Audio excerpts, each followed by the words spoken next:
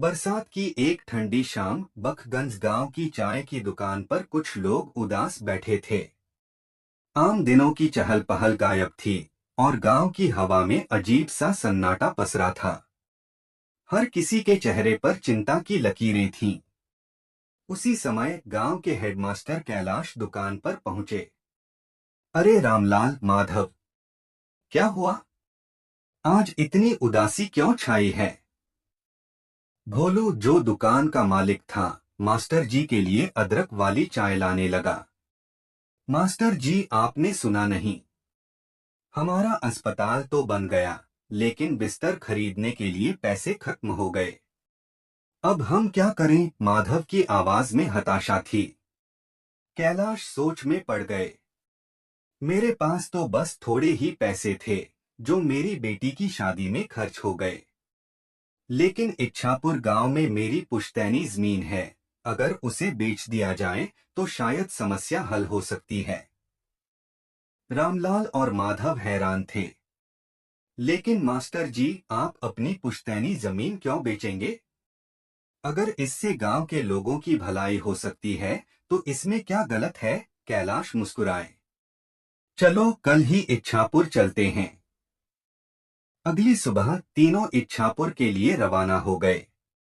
Train में सफर के दौरान बारिश और तेज होती गई। इतनी जोर की बारिश हो रही है, कहीं नदी पार करने में दिक्कत न हो, माधव चिंतित था। शाम को जब वे इच्छापुर के स्टेशन पर उतरे तो अंधेरा घिर चुका था। पूरा स्टेशन वीरान था। दूर दूर तक कोई भी नहीं दिख रहा था। ठंडी हवा के झोंकों में बारिश की बूंदें उनके चेहरों से टकरा रही थीं। अब क्या करें? इतनी बारिश में हमें नाव भी नहीं मिलेगी, रामलाल ने कहा। लगता है हमें पैदल ही जाना होगा, कैलाश ने जवाब दिया। तभी दूर से एक वैन की रोशनी दिखी। वाहन धीरे धीरे पास आया और कैलाश उसे पहचान गए। अरे रतन भैया, कितने सालों बाद मिल रहे हैं। रतन ने उन्हें अंदर बैठने का इशारा किया। कहाँ जा रहे हो इतनी बारिश में? अपने घर जा रहे हैं, रतन भैया। हमें नदी किनारे तक छोड़ दोगे? कैलाश ने पूछा। ठीक है, बैठो, रतन ने संक्षिप्त उत्तर दिया।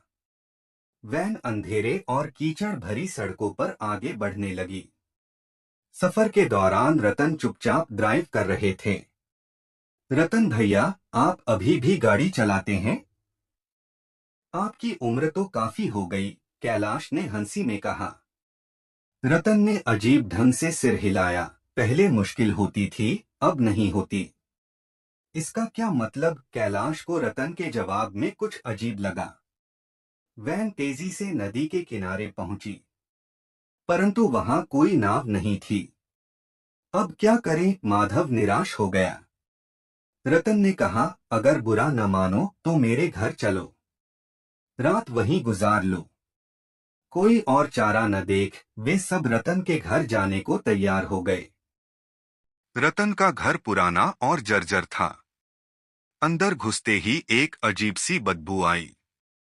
रतन भैया, यह बदबू कैसी है? माधव ने नाक पर हाथ रखते हुए पूछा।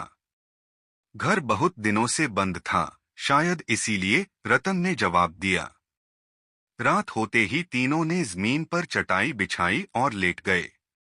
ठंडी हवा के झोंके, बारिश की टपटप और घर का अजीब सन्नाटा माहौल को रहस्यमय बना रहा था। रात के अंधेरे में कैलाश की नींद खुली। कहीं से मिट्टी खोदने की आवाज आ रही थी। उन्होंने ध्यान से सुना। यह आवाज घर के पीछे से आ रही थी। रामलाल, माधव, उठो, कुछ गड़बड़ है। दोनों ने उनीदी आंखों से कैलाश को देखा। क्या हुआ मास्टर जी? कोई जमीन खोद रहा है। देखो। तीनों धीरे से खिड़की के पास पहुंचे और बाहर झांका। वहां रतन अकेले एक पेड़ के नीचे जमीन खोद रहा था। यह क्या कर रहे हैं रतन भैया? कैलाश फुसफुसाए। वे बाहर निकले और धीरे धीरे पेड़ के पास पहुंचे। जमीन पर एक कलश आधा दफन था। कैलाश ने उसे उठाया। यह क्या है? माधव ने कहा। कलश में ढेरों पैसे भरे थे। इतने पैसे? लेकिन यह रतन भैया यहाँ क्यों छोड़ गए? रामलाल ने हैरानी से पूछा। तभी एक ठंडी हवा चली और पेड़ के ऊपर किसी की परछाई नजर आई। तीनों ने ऊपर देखा। वहां लंबे पैरों और सफेद आंखों वाला एक भयानक चेहरा टंगा हुआ था।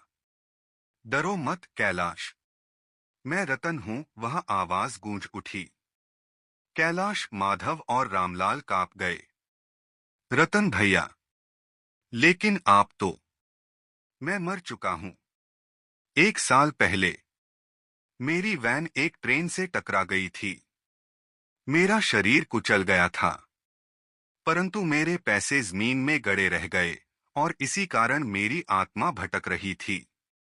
कैलाश की आंखें फटी रह गईं। आज मैंने तुम्हारी परीक्षा ली कैलाश। तुम चाहो तो यह पैसे ले सकते थे, लेकिन तुमने लालच नहीं किया। इसीलिए अब मैं मुक्त हो सकता हूं। कैलाश के हाथ से कलश छूटकर गिरने वाला था, पर माधव ने उसे संभाल लिया। ले जाओ इसे और अस्पताल के लिए इस्तेमाल करो। तुम्हें अपनी पुश्तैनी जमीन बेचने की जरूरत नहीं। रतन की आवाज गूंज उठी। फिर अचानक एक तेज झोंका आया और वह भयानक आकृति धुएं की तरह गायब हो गई। तीनों सत्ते में खड़े रहे। बरसात की उस रात का रहस्य और उस भूतिया घर में बिताए हुए पल तीनों के मन में हमेशा के लिए छप गए।